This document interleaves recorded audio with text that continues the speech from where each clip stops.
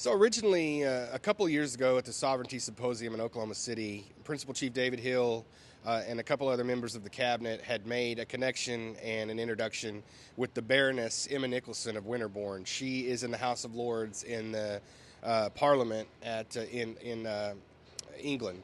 And the Baroness started talking to the chief and members of the cabinet about some documents that she had from Muscogee people back during the French and Indian War, and Muscogee is actually sending correspondence to the UK, specifically to England, to get help, to send help from the British to fight off the French. So the beginning of our trip, we went ahead and honored the trip to London and started off there in Westminster with the Baroness.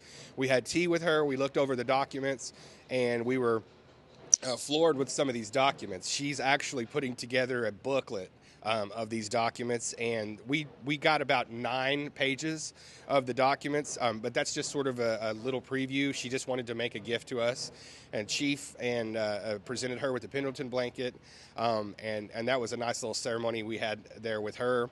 Up further north in the UK into Scotland and Edinburgh, our Secretary of Culture and Humanities, Raylan Butler, was contacted by some officials with NAGPRA, the Native American Graves and Repatriation Act, who indicated to her that the University of Edinburgh's anatomy department had artifacts and human remains of Muscogees, specifically 4 Muscogees, a couple of Chickasaw, and 2 Yuchi ancestors, and they still had them in their collection.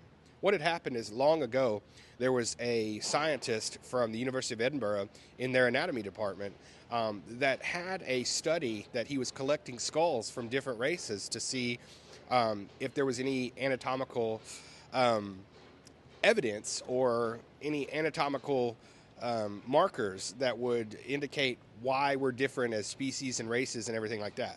Now, since that study has been proven sort of racist in a way, but has been discontinued and discredited. But at the same time, a lot of these artifacts and remains were left with the University of Edinburgh. So they put them out there that they would like to repatriate these to where they're supposed to go. And that led to the University of Edinburgh getting a hold of Secretary Raylan Butler of our Culture and Humanities Department, and how could we do this? How could we get them back to the proper place? And so we began to talk, and we began to formulate this plan to get them back, and it became the first ever international repatriation of Native American remains. And we were able to go with her to Westminster Abbey and tour that out, and that was wonderful as well. So from there, we talked with the British Museum, who has a lot of collections and a lot of things that are from North America. And one of the things about the British Museum is they're all on display there, but they also have private collections.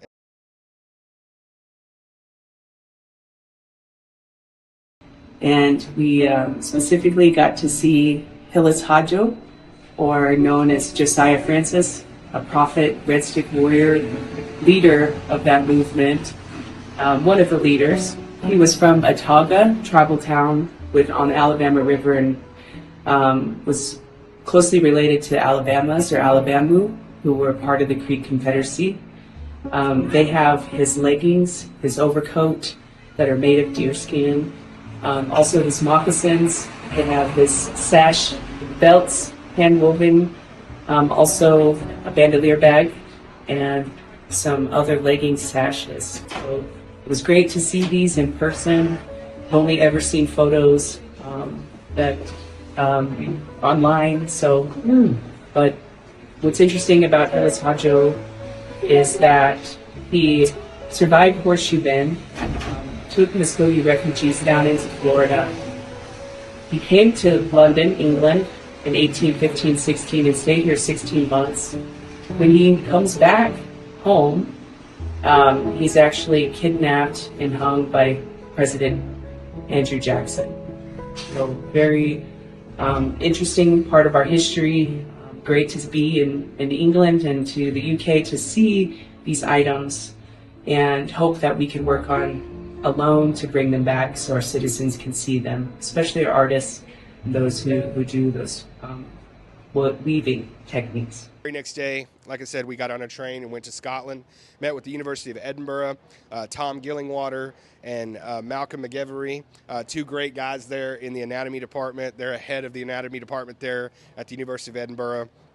And they had us up. We had a very solemn, very emotional time as we gathered the ancestors and brought them home. And they're being repatriated in the southeastern original homelands in Georgia.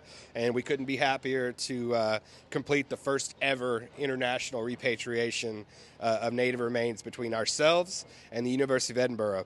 And Principal Chief had some strong and very meaningful words when we got back.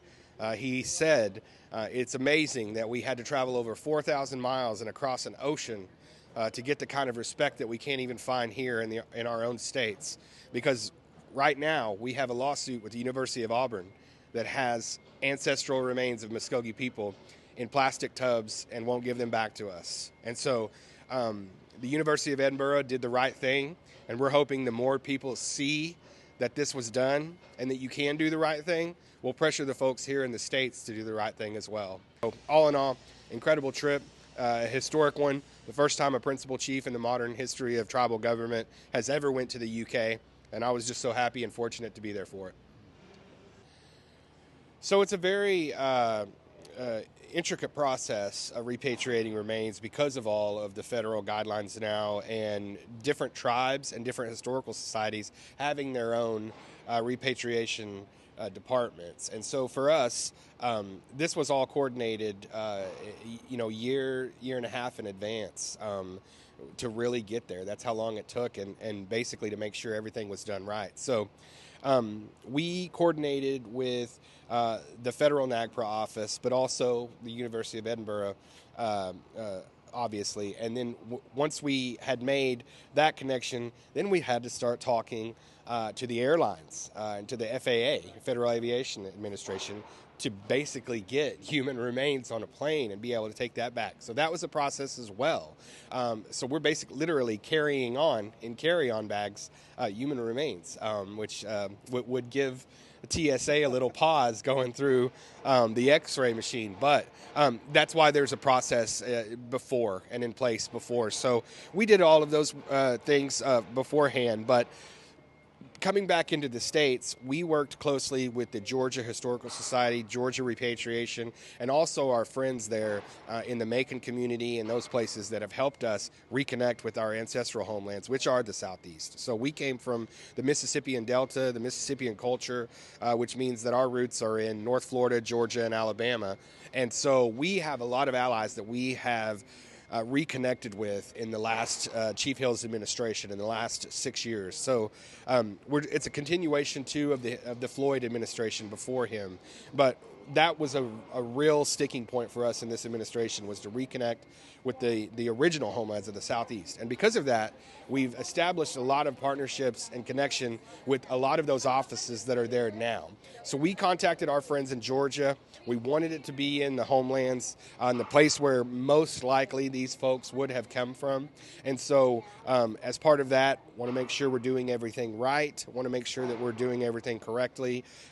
Our people that deal with NAGPRA every single day, we're there along with Georgia's people, tribes back home, people that are back in that area helping us out. And so everything, to make sure that everything was done ethically and by the book. So we have rules we have to follow, but we follow them because they're rules that we have fought hard to make sure that Congress has put in place because of things like this and things that arise when you're trying to repatriate artifacts and get artifacts back to their rightful place. So it's been a process, and this is sort of the fruition of that.